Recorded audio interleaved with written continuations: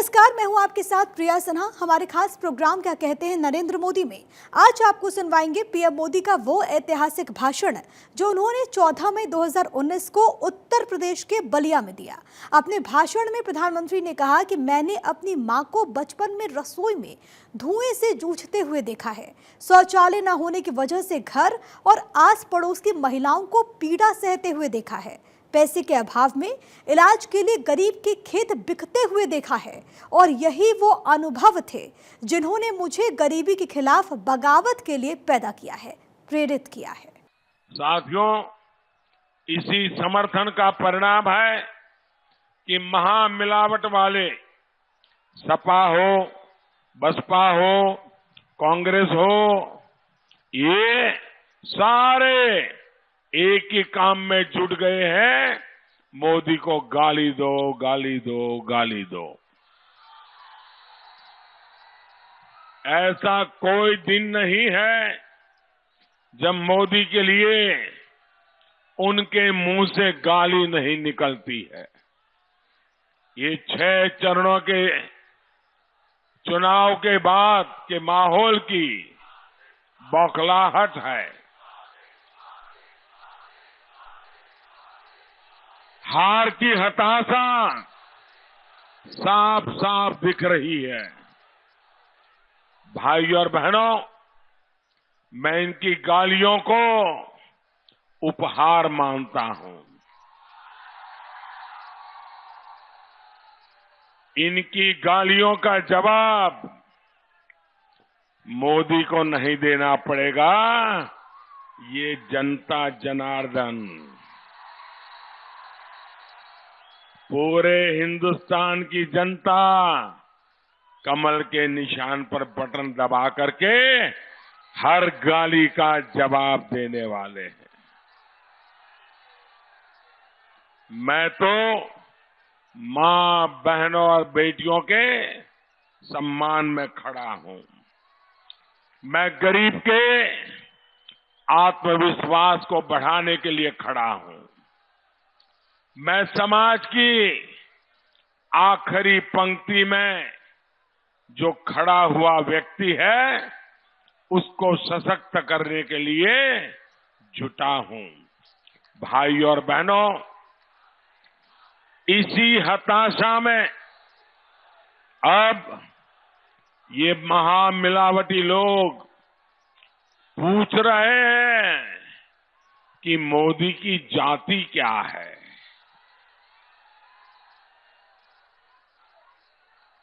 साथियों, ये बुआ बबुआ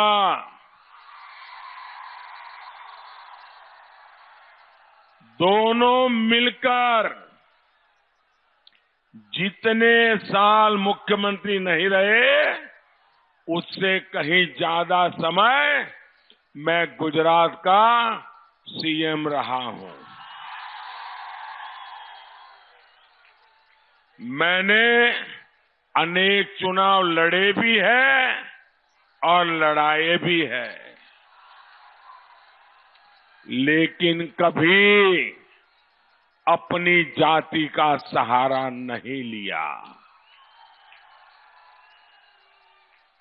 मैं पैदा भले ही अति पिछड़ी जाति में हुआ हूं, लेकिन मेरा लक्ष्य हमारे इस हिंदुस्तान को दुनिया में अगड़ा बनाने का मेरा लक्ष्य है।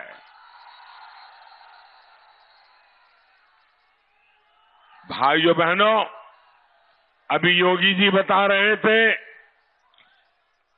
मेरे दिमाग में जाति नहीं है, मेरे जहन में जाति नहीं है, इसलिए घर भी जाति पूछ करके नहीं दिया, गैस का चूल्हा भी जाति पूछ करके नहीं दिया, शौचालय भी जाति पूछ करके नहीं दिया, और इसलिए वोट भी जाति के नाम पे नहीं मांग रहा हूं। भाई, न देता जाति के नाम पर हो, न लेता जाति के नाम पर हो, मुझे तो मेरे देश के लिए जीना है, देश के लिए कुछ करना है, इसलिए वोट भी देश के लिए मांगता हूं।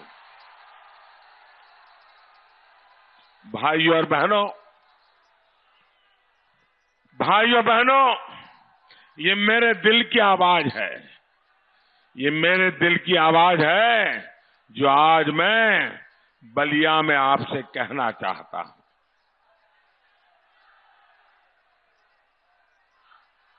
जयप्रकाश नारायण की जहां छाया हो, उस धरती से कहना चाहता हूं।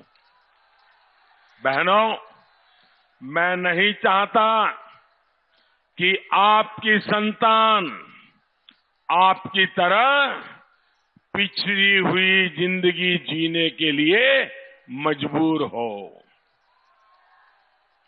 मैं नहीं चाहता कि आपकी संतानों को विरासत में पिछड़ापन मिले।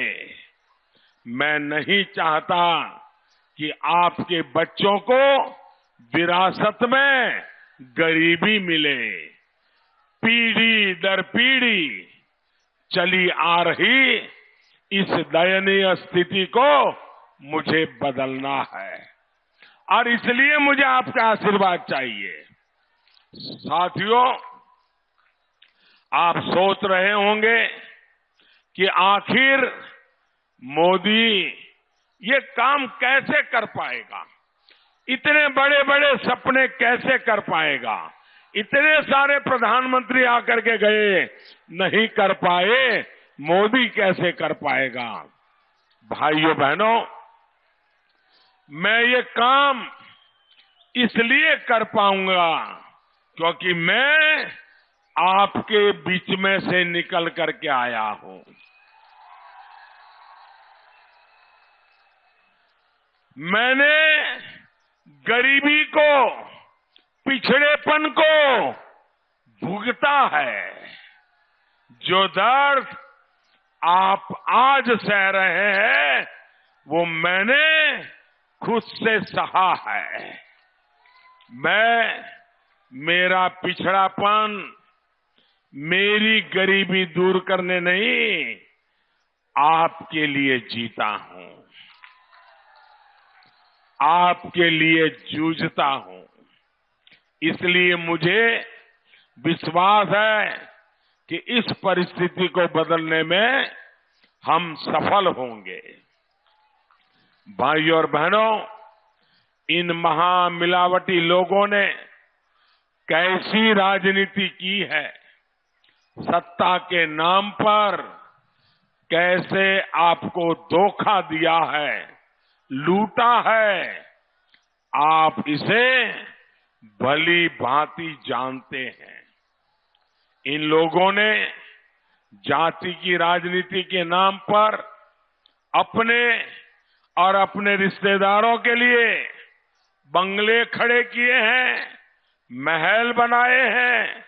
इन्होंने नामी और बेनामी संपत्ति का अंबार लगाया है, जिनका पूरा हिसाब आजकल एजेंसियां ले रही है।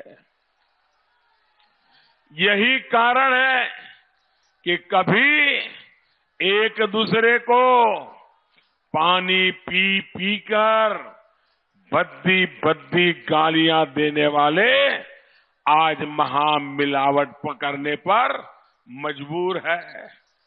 कल जब रात को देर से मैं दिल्ली पहुंचा, टीवी देख रहा था, सपा बसपा के कार्यकर्ता एक दूसरे के सर फोड़ रहे थे,